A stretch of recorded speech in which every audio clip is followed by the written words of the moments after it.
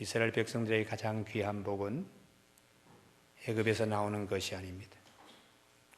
이스라엘 백성의 가장 귀한 복은 가나안 땅에 들어가는 것이 아닙니다. 오늘 본문 말씀을 통해서 이스라엘 백성에게 하나님이 주신 가장 큰 복은 하나님의 음성, 하나님의 말씀을 듣는 것입니다. 애굽에서 나와도 하나님의 음성을 듣지 못하면 방황하기 때문입니다. 광야의 방황. 애굽에서 나온 복이 복되게 하는 것이 아닙니다. 가나안 땅에 들어가도 말씀을 순종하지 아니하면 가나안 땅의 불순종으로 아수르에게 바빌론에게 망하고 바벨론 포로로 잡혀가는 것이니까 가나안 땅에 들어가는 것이 최고의 복이 아닙니다.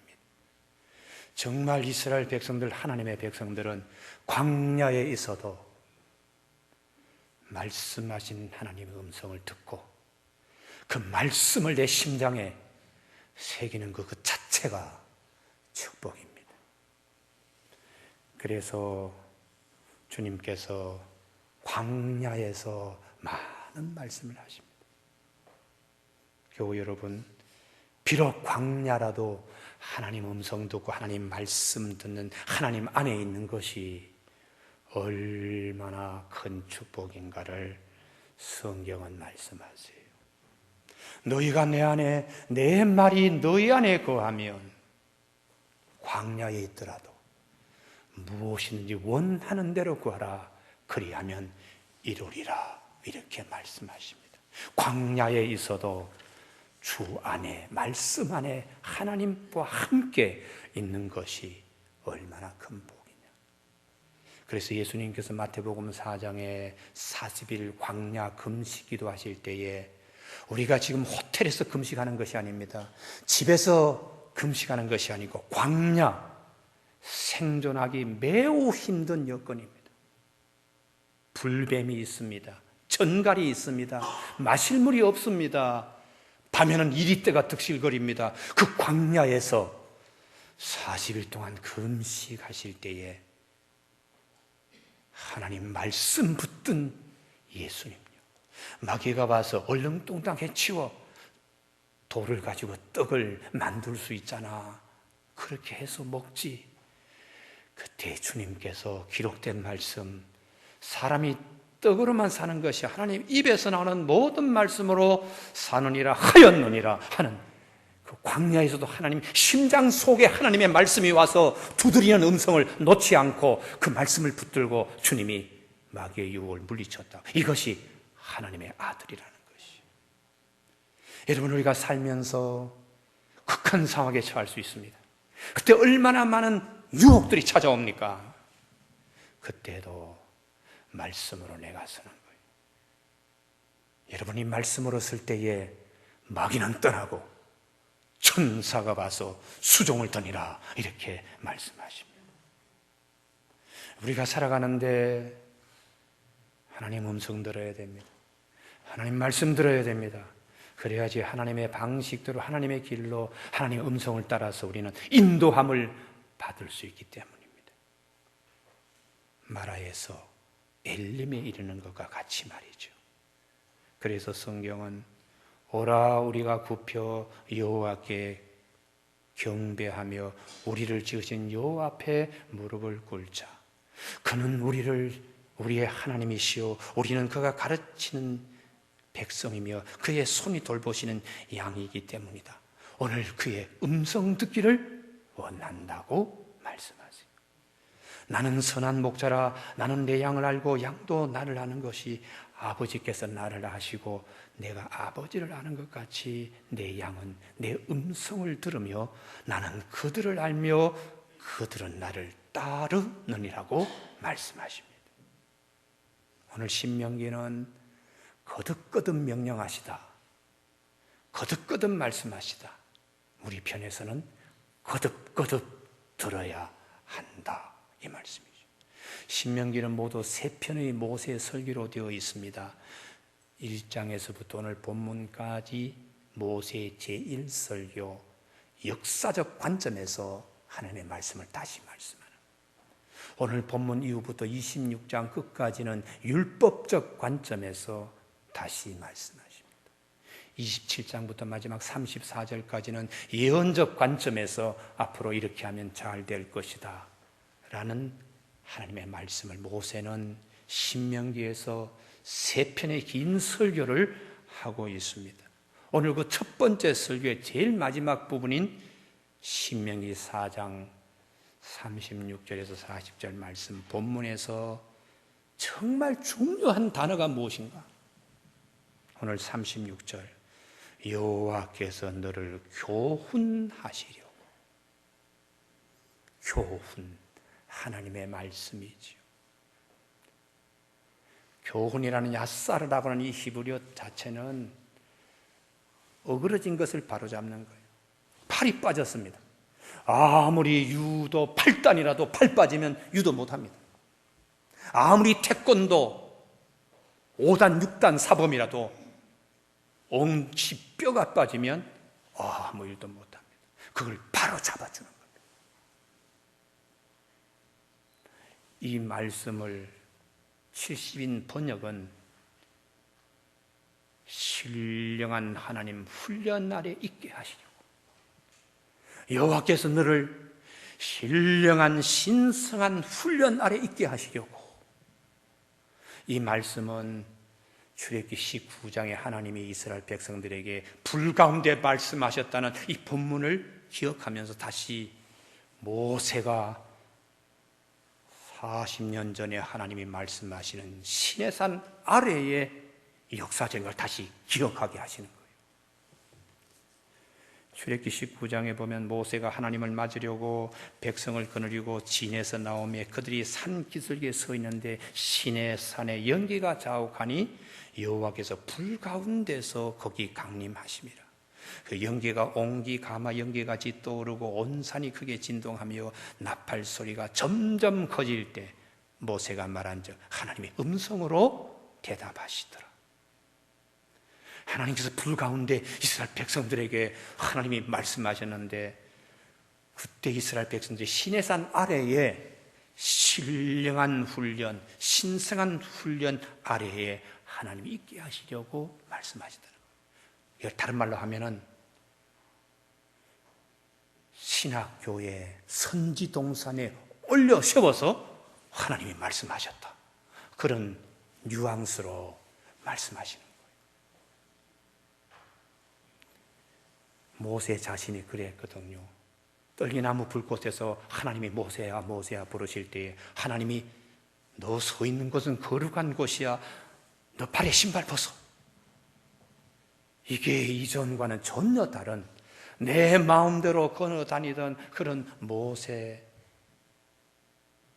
이제는 너는 종이다, 자유인이 아니야, 하나님의 종이야 라는 의미로 모세를 불러 세우신 것이. 그리고는 하나님께서 모세에게 사명 주셨습니다. 이제 하나님과 모세 사이는 언약적 관계로 하나님의 종으로 그가 걸어가요. 이스라엘 백성도 마찬가지입니다.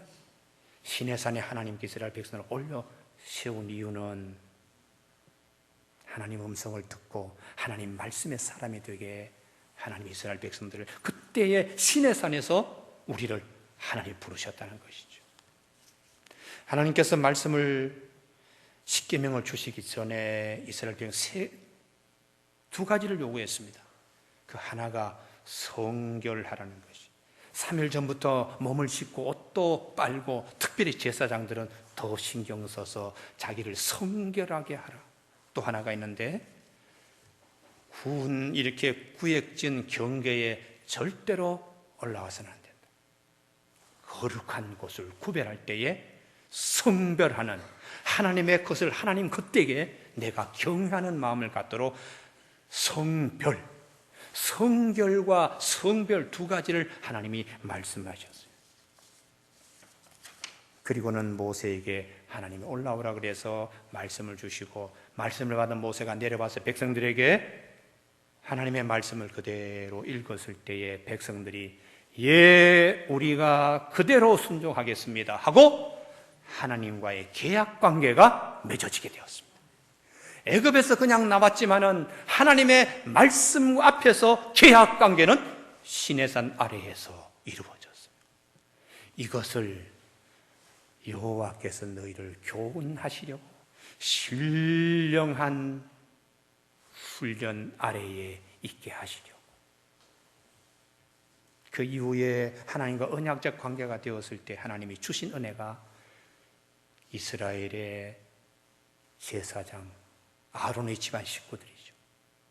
그리고 70인의 장로들을 하나님 가까이 올라오는데 하나님이 막지 않았습니다. 그 이전에는 절대로 올라오면 안 돼 하고 했는데 계약 관계에 들어가자 하나님이 백성들의 지도자와 아론의 가족 식구들과 모세가 가까이 와서 하나님을 뵐 수 있었어요. 그래서 출애굽기 24장 9절에 모세와 아론과 나답과 아비후와 이스라엘 장로 70인이 올라가서 이스라엘의 하나님을 보니 그 발 아래는 청옥을 편뜻하고 하늘같이 청명하였더라.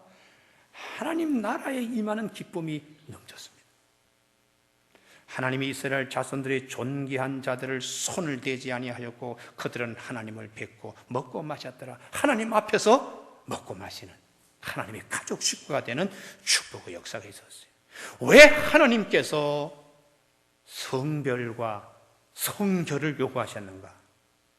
하나님 뵙고 마음껏 먹고 마시는 하나님의 식구가 될 수 있도록. 그래서 예수님께서 똑같이 산상수훈에서 사람들에게 말씀하실 때에 심령이 가난한 자는 복이 있나니 천국이 그들의 것이라. 모세가 70인 장로와 함께 하나님 앞에서 청옥을 편다는 밝은 빛을 그들이 경험한 것처럼 주님이 그렇게 말씀하셨어요. 마음이 가난한 자, 청결한 자는 복이 있나니 저희가 하나님을 볼 것이라. 오늘 우리가 이 말씀을 기억할 수 있기를 바랍니다. 주님이 우리를 교훈하시려고 말씀으로 신령한 훈련 아래에 있게 하시려고 시내산 아래에 있게 하시는 이유는 말씀을 듣고 하나님께 가까이 나가서 하나님이 주시는 천국을 경험하고 하나님 앞에서 먹고 마시는 즐거움 때문에 주님이 그렇게 하셨어요. 모세는 이제 40년 전의 얘기로 기억나게 합니다. 우리가 그때 시내산 아래에 하나님이 그렇게 하시지 아니하셨느냐고 이렇게 말씀하시는 거예요. 여러분, 우리 교우들 가운데도 이런 축복이 있기를 바랍니다. 할렐루야. 하나님이 그때 우리에게 나에게 그렇게 말씀하시는 거 잊어버리지 말아야지. 37절 여호와께서 내 조상들을 사랑하신 고로 그 후손이 너를 택하시고. 하나님은 조상들과 언약적 약속을 했기 때문에 그의 후손들도 언약적 관계입니다. 말씀으로 약속하시고 말씀으로 가나안 땅으로 들여보내시겠다고 하나님의 자녀로 삼겠다고 약속하셨기 때문에 여기서 하나님의 사랑은 언약적 사랑입니다. 우리가 하나님은 그냥 무턱대고 다 사랑하는 게 아닙니다. 악도 사랑하신 하나님이 아니십니다. 죄도 사랑하신 하나님이 아니십니다. 하나님은 언약적 사랑의 하나님이시죠. 하나님은 약속하신 그 약속대로 우리에게 사랑하시는 하나님이십니다. 이스라엘 백성들을 하나님이 하나님의 백성으로 삼으신 것은 조상들과 약속한 것 때문에, 그래서 그 사랑이 후손들에게도 임하는 것이죠. 우리 오늘 성소주를 맞이하며 주여, 내가 하나님과 하나님의 말씀과 언약적 관계이기 때문에 내 자녀들도 후손들도 언약적 관계로 하나님이 사랑해 주실 줄로 믿습니다. 이런 믿음을 우리가 가져야 됩니다. 하나님께서 이스라엘 백성들을 사랑하셨어요. 그들을 여기까지 인도하실 때에 어떻게 하셨는가? 독수리 날개로 업어서 옮기셨다고요. 37절 그 후손인 너를 택하시고 큰 권능으로 친히 인도하여 애굽에서 나오게 하시며. 오늘 본문은 그렇게 되어 있는데 성경에서 계속해서 말씀하시는 것이 독수리 날개로 업어서 인도하셨다고 말씀하세요. 출애굽기 19장 4절 내가 애굽 사람에게 어떻게 행하였음과 내가 어떻게 독수리 날개로 너희를 업어 내게 인도하였음을 너희가 보았느니라. 신명기 32장 11절에 마치 독수리가 자기의 보금자리를 어지럽게 하며 자기의 새끼 위에 너풀거리며 그의 날개를 펴서 새끼를 받으며 그의 날개 위에 그것을 엎는 것 같이 여호와께서 홀로 그를 인도하셨고, 하나님이 이스라엘 백성들 언약적 관계이기 때문에 조상과 언약하신 하나님은 후손들을 독수리 날개로 업어서 옮기듯이 애굽에서 옮겨왔다는 것입니다. 우리는 이것을 편안하게 옮겨왔다는 뜻으로 받으면 안 됩니다. 독수리는 최고의 맹금류의 수장입니다. 하나님께서 이스라엘 백성들을 그렇게 훈련시켜서 여기까지 인도하셨다는 거예요. 언약적 관계에 있다고 조상 때 하나님께서 약속하신 그 약속이 우리에게도 후손들에게 임할 때에 한 가지 독수리 훈련이라는 말씀을 하십니다. 예수를 믿으면 우리 아버지, 시아버지, 시어머니, 외할머니, 외할아버지 잘 예수를 믿었는데 왜 내 때는 이렇게 힘든가? 반문하시죠. 언약적 사랑이 왜 이렇게 이루어지지 않나? 반문하실 이유가 없습니다. 독수리 날개로 업어서 옮기시는 하나님, 할렐루야! 그래서 강한 자로 만들기 위하여 하나님의 언약적 약속을 후손들에게 이루기 위하여 독수리 날개를 업어서 하나님이 옮기신다고 이렇게 말씀하시는 거예요. 예수를 믿을 때에 편안하고 아무런 일이 없고 절대로 그렇진 않습니다. 신앙이 자랄 때 강하게 자랍니다. 할렐루야! 그리고 독수리와 같이 독수리의 날개로 업힌 독수리는 독수리가 되는 거예요. 이스라엘 백성들이 적습니다. 그러나 가나안 땅에 들어갈 때에 얼마나 강한 자들이 됩니까? 그것은 하나님이 독수리 날개로 업어서 옮기시는, 훈련시키시는. 그래서 우리가 이 말씀을 기억할 때에 고난, 그리스도의 고난, 여러분 가볍게 생각하지 마십시오. 감사할 수 있기를 바랍니다. 할렐루야. 그걸 통하여 내가 강해지니까요. 하나님이 그곳에 심을 때는 약한 존재가 아니고 강한 존재로 하나님이 심으시는, 언약적 사랑 안에 하나님이 후손들에게 주시는 말씀입니다. 또 하나가 있는데 왕벌을 앞서 보내신다. 3번씩 말씀하지. 38절, 너보다 강대한 여러 민족을 너의 앞에서 쫓아내고 너를 그들의 땅으로 인도하여 드려서 그것을 내게 기업으로 주려 하심. 앞으로 되는 일은 하나님께서 왕벌을 보내서 그렇게 하신다고 성경은 3번 말씀하십니다. 출애굽기 23장 28절, 내가 왕벌을 내 앞에 보내니 그 벌이 히위 족속과 가나안 족속과 헷 족속을 내 앞에서 쫓아내리라. 신명기 7장 20절, 여호와께서 또 왕벌을 그들 중에 보내어 그들이 남은 자와 너를 피하여 숨은 자를 멸하시리니. 여호수아 24장 12절에 내가 왕벌을 너희 앞에 보내어 그 아모리 족속의 2 왕을 너희 앞에 쫓아내게 하였나니 너희의 칼이나 너희의 활로서 이같이 한 것이 아니라고 말씀하시면서 여기까지는 독수리 날개로 업어와서 앞으로 갈 길은 왕벌을 하나님이 먼저 보내어서 평탄한 길을 하나님이 주신다는 것이죠. 그래서 우리가 시편 119편 말씀장입니다. 거기에서 고난 당하는 것이 나에게 유익이라. 내가 고난 당하기 전에는 그릇 행하였다고 그렇게 고백하는 거예요. 내 길을 여호와께 맡기라. 그를 의지하면 그가 이루신다고요. 독수리 날개로 업어서 왕벌을 앞에 씹어서 언약적 백성에게 하나님이 주시는 사랑입니다. 이런 하나님을 39절에 명심하라는 것입니다. 그런즉 너는 오늘 위로 하늘에나 아래로 땅에는 오직 여호와는 하나님이시오 다른 신이 없는 줄을 알아. 명심하고, 이 명심이 한문 글자는 심장에, 마음에 새긴다라는 뜻인데 굉장히 강하게 번역된 거예요. 원어 히브리 언어는 슈브 라바브, 그래서 심장으로 돌아가게 하여 심장 위에 서서, 마음으로 돌아가게 하여 마음 위에 서서, 그런 뜻입니다.